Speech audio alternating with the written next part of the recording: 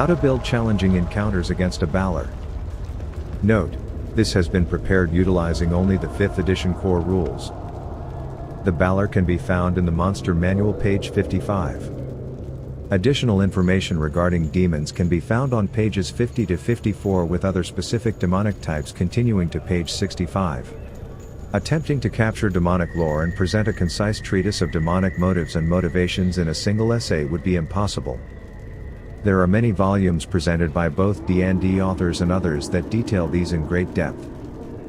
I encourage any DM that chooses to run a demon as a foe for his players to research carefully prior to doing so. It will provide your players with a far more rewarding experience. Demons are an embodiment of hatred, rage, anger and evil. They are mercurial and volatile. They enjoy causing pain and suffering. Demons are not stupid brutes. Most are above average in intelligence with some of genius ability. Almost all are capable of delaying gratification in pursuit of a goal. Demons tend to conform to one of several roles when dealing with the mortal world. These are assassin, brute, corruptor, manipulator, and overlord. See Fiendish Codex I, Hordes of the Abyss, D&D 3.5, for a more complete description of these roles. The Balor almost always takes the overlord role.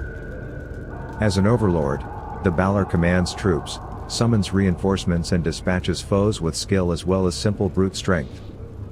Step 1. Let's review what we know about the Balor.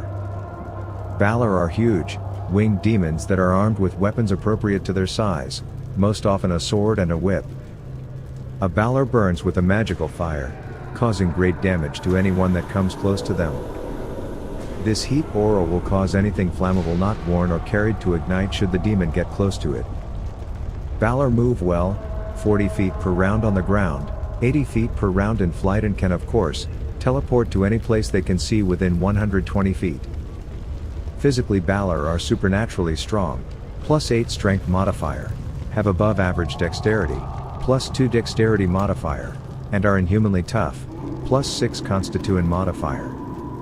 Mentally, Balor have superior intelligence, modifier +5, are strong of will, +3 wisdom modifier, and have an ego and presence that are supernaturally acute, +6 charisma modifier.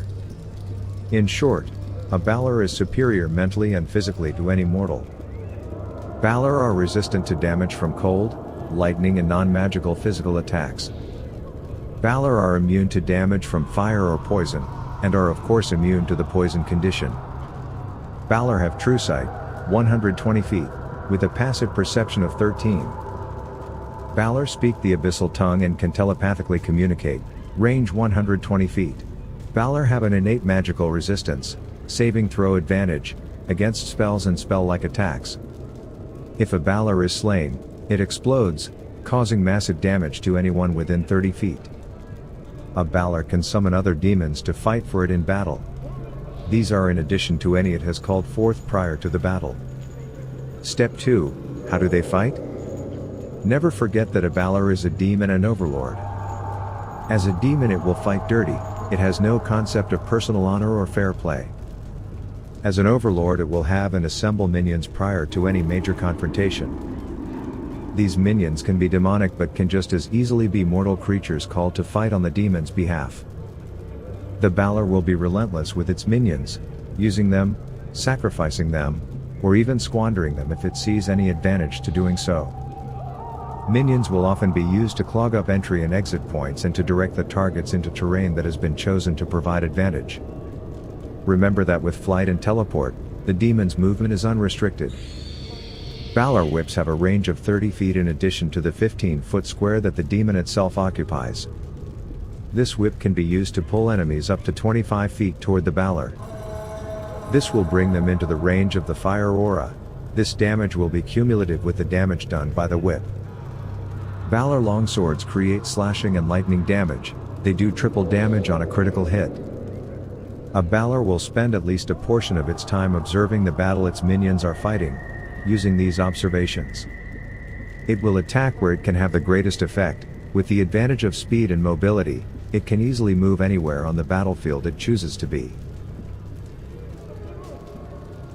Let's see now some changes that should be made to the monstrous manual entry. The armor class of the Balor is far too low. When you consider that this is a challenge rating 19 creature that would be encountered by tier 3 or 4 characters. Consider a fighter with strength 20, proficiency bonus +5, and assuming a magical weapon of +2 equals +12 to hit. Thus an armor class 19 creature would be hit on a 6 or better. It is my considered opinion that these creatures would be harder to damage. I suggest an AC of 29. The hit point total of the Balor is far too low. These creatures come from a highly aggressive and highly competitive environment in which only the truly strong survive. Average hit points are simply not representative. I suggest that somewhere close to the maximum of the 378 hit points be used. The Balor should be immune to damage from physical attacks and should be resistant to damage from silver or magical weaponry. The Balor should be immune to damage from lightning. The listed passive perception of the Balor is far too low. This is normally calculated as 10 plus the wisdom bonus plus proficiency bonus. Therefore, the passive perception should be 19. Multi-attack. When fighting with weaponry, the Balor should enjoy the multi-attack available to a fighter of the appropriate level, 3 attacks per round plus a single attack with a secondary weapon. For flexibility, I would allow the Balor to split the 4 attacks, such that it could make 1 sword and 3 whip, or 2 sword and 2 whip, or 3 sword and 1 whip. The movement of the Balor, considering its 15-foot height, seems limited. 90 feet seems more appropriate. Its flight speed is likewise underwhelming. I suggest 160 feet. I agree with the 120 feet of true sight, but I believe that allowing dark vision out to 360 feet is a reasonable and necessary addition. Advanced Dungeons and Dragons 2nd Edition Monster Manual, page 337, provides the Balor with a few additional options such as a fear effect from fist attacks and making the sword vorpal. I wouldn't go that far, but I can easily see low-level minions and bystanders fleeing in terror from the demon. These bystanders could be a planned yet highly chaotic additional complication to the plans of the players. I do like the notion that picking up the sword of a Balor can do massive damage or even cause instant death to the person that touched it.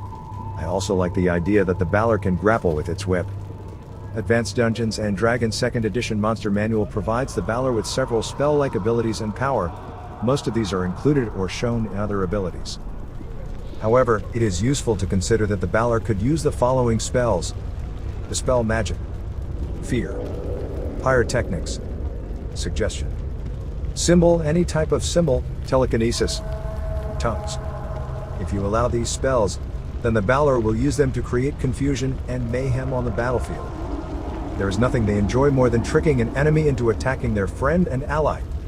The symbol spell is especially good at sowing mayhem. Discord will disrupt plans and prepared courses of action. Hopelessness and Insanity will incapacitate a combatant for a minute or more, probably the entire combat. Thanks for listening. If you enjoyed this video, please subscribe and give Angry Golem a like. See you soon.